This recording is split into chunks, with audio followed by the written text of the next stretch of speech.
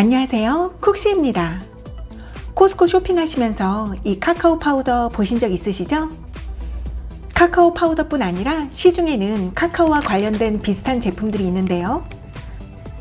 카카오 닙스, 카카오 버터, 코코아 파우더 등 카카오는 다 똑같다고 생각할 수 있지만 각 제품마다 몇 가지 흥미로운 차이점이 있어요. 또한 얼마 전 다크초콜릿에 납, 캐드뮴이 검출됐다는 뉴스도 나와서 관심이 많으실 텐데요. 오늘 영상은요, 슈퍼푸드인 카카오의 건강상의 이점과 주의사항, 활용법에 대해 리뷰할 거예요. 여러분들의 식단에 카카오를 잘 활용하는 데 도움이 되길 바라는 마음으로 이 영상을 준비했고요. 끝까지 시청해주세요. 카카오 나무의 학명은 띠오브로마 카카오로 신의 음식이라는 뜻을 가지고 있어요. 이름만큼 예로부터 귀한 식품으로 대접받아 왔는데요. 이유는 아로니아, 강황과 함께 세계 3대 항산화 식품 중 하나로 항산화 효과가 무척 뛰어나기 때문이에요. 카카오 나무는 재배하기 까다로운 식물로 평균 섭씨 18도에서 25도 사이의 온도와 연간 총 1,500에서 2,000ml의 강우량이 필요하고 높은 습도, 질소가 풍부한 토양, 그리고 직사광선과 바람을 피하기 위해 다른 나무의 그늘 밑에서 가장 잘 자란다고 해요.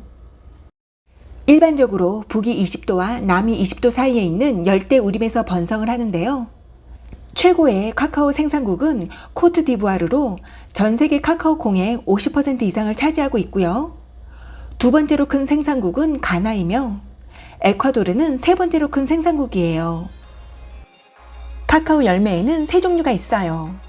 열매의 모양은 종자에 따라 조금씩 다르긴 하지만 대체로 럭비공처럼 생겼고 크기는 20에서 25cm 정도 돼요. 이 중 크리올로가 카카오의 왕자라고 할 만큼 희귀한 품종으로 고급 초콜릿 생산에 사용되고 있어요.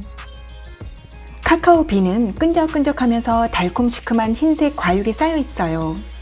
30개에서 50개 정도의 카카오 콩이 들어있고요. 열매 안의 과육을 제거하고 씨앗인 카카오빈을 자연 발효시켜 건조한 후 껍질을 분리하고 잘게 으깨는데요. 이 조각이 카카오 닙스예요. 홀푸드나 일반 마트에서도 판매를 하고 있어요. 겉보기에는 초콜릿 칩처럼 보이죠? 카카오 닙스는 합성 첨가물이 일체 들어있지 않은 초콜릿 가공 전 단계로 향은 초콜릿 향이 나요. 먹어보면 오독오독 씹히는데 마치 아몬드나 땅콩 등 견과류 식감처럼 씹는 재미가 있어요. 초콜릿의 풍미가 느껴지면서 끝맛이 쌉쌀하면서 단맛은 없고 고소해요. 다만 치아가 약하신 분들은 씹기에 좀 불편하실 수 있어요. 닙스를 냉압착하여 카카오 버터인 지방을 분리하고 고체 부분을 미세한 가루로 낸 것이 바로 카카오 파우더예요. 카카오 파우더 또한 첨가물이 없기 때문에 초콜릿 향만 있을 뿐 단맛은 전혀 없고 부드러워요. 카카오 닙스와 카카오 파우더, 이 두 가지의 영양학적 측면을 비교해보면 성분과 효능은 거의 동일해요. 첫 번째는 강력한 항산화 효능이에요. 이 두 가지에는 항산화 물질인 폴리페놀, 플라보노이드가 풍부하게 함유되어 있는데요. 특히 폴리페놀 중 강력한 항산화 성분으로 알려진 카테킨 성분이 100g당 681mg으로 녹차에 비해 약 45배 이상 월등히 많이 함유되어 있다고 해요. 항산화의 끝판왕이라고 할 수 있는데요. 카테킨은 콜레스테롤이 장내로 흡수되는 것을 지연하고 세포의 손상을 감소시키는 데 도움을 주는 성분이에요. 카카오의 풍부한 플라보노이드는 혈압 조절, 혈류 개선에 도움을 주어 심장질환의 많은 위험을 줄여주고요. 항염 작용을 통해 만성 염증 질환을 예방해주고 면역력 강화 및 항암 효과가 있어요. 또한 폴리페놀 성분은 신경세포를 보호하고 알츠하이머병과 같은 신경퇴행성 질환의 예방 및 관리에 긍정적인 영향을 미친다고 해요. 풍부한 섬유질과 플레이바놀이 인슐린 저항성을 개선하고 혈당 수치를 안정화하여 당뇨병 위험 감소에 도움을 줘요. 여기서 카카오의 식이섬유 함량과 식이섬유의 대표적인 식품인 고구마, 양배추의 함량과 비교해보면 고구마는 3g, 양배추가 3.3g인데 카카오 열매는 37g으로 고구마의 12배나 식이섬유가 풍부해요. 이 양은 한 테이블 스푼당 약 2g에서 3g의 섬유질을 함유하고 있다는 뜻이에요. 식이섬유가 풍부하여 체중 조절과 변비를 예방하는 데도 효과가 있어요. 티오브로민, 페놀에티라민 같은 화합물이 함유되어 있어 스트레스 해소에 도움을 주고요. 카카오는 마그네슘, 철, 칼륨과 같은 필수 미네랄의 훌륭한 공급원이에요. 카카오 닙스와 카카오 파우더의 효능에서의 차이점은 카카오 닙스에는 천연 지방인 카카오 버터가 들어있어요. 반면 파우더에는 닙스에서 가루로 만드는 과정에서 카카오 버터가 제거됐기 때문에 들어있지 않아요. 카카오 버터에는 단일 불포화 지방산인 올레산이 35% 정도 함유되어 있어요. 올레산은 중성지방이 쌓이는 것을 막아주고 나쁜 콜레스테롤 수치를 낮추고 좋은 콜레스테롤 수치를 높여 혈관 건강, 심장 건강에 도움을 줘요. 대신 카카오 파우더는 지방이 제거됐기 때문에 카카오 닙스보다는 칼로리가 절반가량 낮아요. 칼로리를 조절하는 식단 관리에는 카카오 파우더가 더 도움이 될 수 있겠어요. 이렇게 카카오에 좋은 효능이 많다 보니 시중에는 카카오를 곁들인 제품들도 다양하게 나와 있어요. 이쯤에서 카카오 파우더와 코코 파우더의 차이가 궁금하신 분들이 계실 거예요. 100% 카카오와 100% 코코의 차이점은 가공을 했는지 안 했는지의 차이인데요. 카카오 파우더는 로스팅을 하지 않았거나 해도 낮은 온도에서 최소한의 로스팅된 카카오 빈으로 만들어진 것이라 영양학적 이점은 그대로 유지되어 있어요. 반면 코코 파우더는 그보다 훨씬 더 높은 고온에서 구운 카카오 빈으로 만들어진 것으로 파우더 색이 더 짙어요. 색이 진할수록 열처리 세션이 많아진 걸로 보면 돼요. 맛에서는 카카오 파우더는 쓰고 약간 신맛이 나고 코코 파우더는 신맛과 쓴맛이 덜해요. 코코 파우더는 카카오의 쓴맛을 줄이고 산도를 낮추기 위해 알칼리 처리 과정을 거치는데요. 이런 과정을 거치면서 카카오 열매가 갖고 있는 미네랄, 항산화제, 플레이바놀이 점진적으로 제거돼요. 이 코코 파우더에 설탕, 소금 등이 들어간 제품을 우리가 흔히 핫초콜릿 믹스, 코코아 믹스라고 부르고 있어요. 카카오를 액체 형태로 녹인 카카오 메스와 카카오 버터, 설탕을 넣어 가공하면 초콜릿이 되는데요. 초콜릿을 통해 카카오의 항산화 효능을 얻기 위해서는 카카오 함량이 70% 이상 함유된 제품이 좋다고 해요. 카카오 함량이 높을수록 당분 함량이 낮아지고 카카오 함량이 낮을수록 식품 첨가물의 함량이 높을 수 있어요. 또한 시중에는 비용 절감을 위해 값비싼 카카오 버터를 사용하지 않고 식물성 유지를 대체하여 만든 가짜 초콜릿도 들어 있으니 카카오 버터가 들어있는지도 확인하면 좋겠어요. 레시티는 카카오와 카카오 버터가 분리되는 것을 방지하고 풍미를 블렌딩하는 데 도움을 주는 유화제로 식품업계에서는 많이 사용하고 있어요. 선플라워 레시틴은 유전자 변형 성분으로 만들어지지 않아 소이 레시틴에 비해 비교적 안전하다고 하는데요.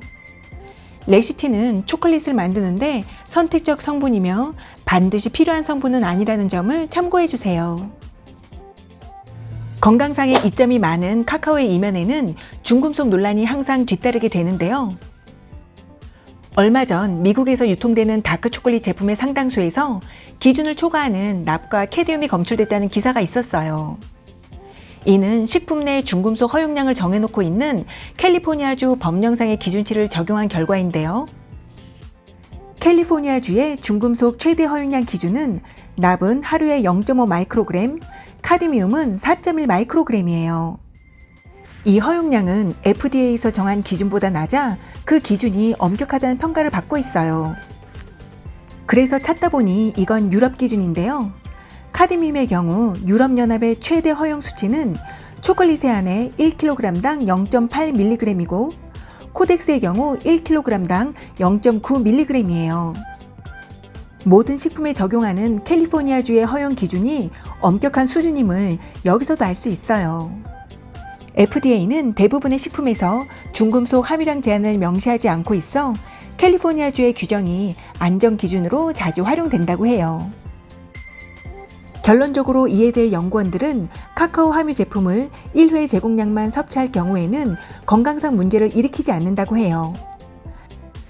카드미움은 카카오 나무가 자라는 토양에서 발견될 수 있는 자연 발생 요소예요. 작고 무성한 카카오 나무의 뿌리는 깊은 토양에서 영양분을 추출하는 능력으로 유명한데요. 이러한 능력이 카카오가 슈퍼푸드로 가치를 인정받는 이유 중 하나이기도 해요. 이 광범위한 뿌리 시스템은 철분, 마그네슘과 같은 유익한 미네랄을 토양에서 흡수하여 카카오빈에 보관하는데 이때 카드미움도 흡수돼서 열매까지 영향을 미치게 돼요. 재배한 카카오 열매를 햇빛에 펼쳐 건조시킬 때 공기 중에 떠있는 납성분이 바람을 타고 날아와 카카오빈 표면에 달라붙게 되어 납의 농도가 올라가게 돼요. 이러한 재배, 제조 방법 때문에 금속 성분이 내재되어 있을 수밖에 없어요. 이런 상황은 주식으로 먹는 쌀의 경우와도 비슷한데요. 쌀은 비소 흡수가 좋은 물이 많은 논에서 자라는 농작물이에요. 물에서 자라는 벼는 다른 작물보다 비소를 10배나 잘 흡수를 해요.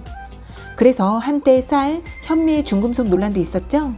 또한 과일, 채소, 견과류에도 미량이나마 포함되어 있고요. 우리 몸에 중금속이 쌓이지 않기 위해서는 한 가지 음식을 적당히 섭취하고 식단을 다양화하는 것이 중요해요. 다행인 점은 건강한 신체는 우리 몸의 노폐물 경로를 통해 중금속을 분류하고 고도로 진화된 해독 시스템을 통해 이러한 금속을 제거하는 데 능숙하다고 해요. 그래서 너무 걱정하거나 멀리할 필요는 없고요. 이렇게만 과하게 먹지 않으면 될 것 같아요. 카카오에는 카페인이 함유되어 있어요.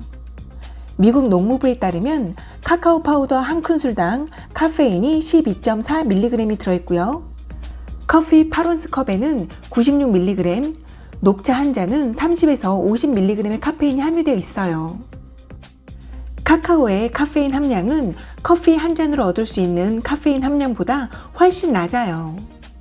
하지만 카페인에 민감한 경우 과하게 섭취한다면 불면증, 두통, 불안감을 유발할 수 있는데요.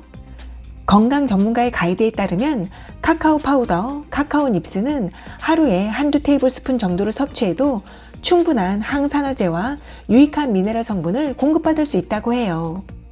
다크 초콜릿의 권장 섭취량은 하루에 1온스예요. 모유 수유 중이거나 임산부, 알레르기가 있는 분 등 개인의 체질과 건강 상태가 다르기 때문에 섭취가 우려되는 경우 반드시 의사와 상담 후 드시는 것이 좋겠어요. 이건 23년도에 업데이트된 자료인데요.